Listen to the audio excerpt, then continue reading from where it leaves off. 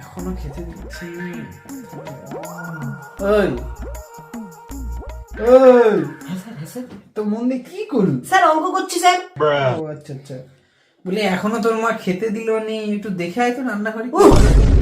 আপনি এসা থেকে শুধু খাওয়া খাওয়া করছেন, প্রতিবারে আসবেন আর খাওয়ার কথা বলবেন, আমাকে শান্তিতে অঙ্কটাও করতে দিবেন না।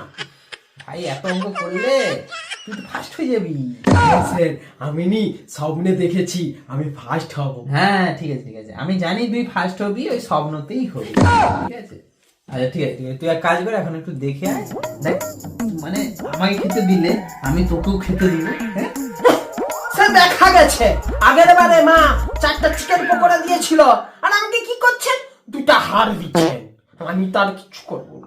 বাবু বাবু, আমি এবার অনেক কিছু দেবো, এবার চিকেন পকোড়া দিলে হাড় দেবো, তার সাথে উড়ের বেসনটাও দেবো, ঠিক আছে। হ্যাঁ হ্যাঁ, যা তুই এক কাজ কর, দেখে আয় যে মা কি করে, নাহলে দেখ আমি খাবার না দিলে তোকে মন দিয়ে পড়াবো কি করে বল। হ্যাঁ যা, গন্ধও পাচ্ছি নি আমি খাবারের, যাবে যা।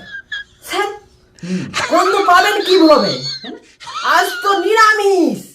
আজকে স্যার বৃহস্পতিবার, মনে নেই স্যার? হ্যাঁ স্যার। তাহলে আজকে খেতে দিবে নি? না স্যার। তাহলে আমি কি করবো এখন? স্যার অঙ্কটা দেখুন না। না না না, অঙ্ক অঙ্ক না, স্যার অঙ্কটা দেখান না। আমার পড়ানো হয়ে গেছে। স্যার এখন অঙ্কই হয়নি আর আপনি বলছেন পড়ানো হয়ে আমি গেছে। খাওয়ানোর জন্য বসেছিলাম, হ্যাঁ খেতে দিলে পরদিন মাকে বিরিয়ানি করতে বলবি, আমি আসবো না।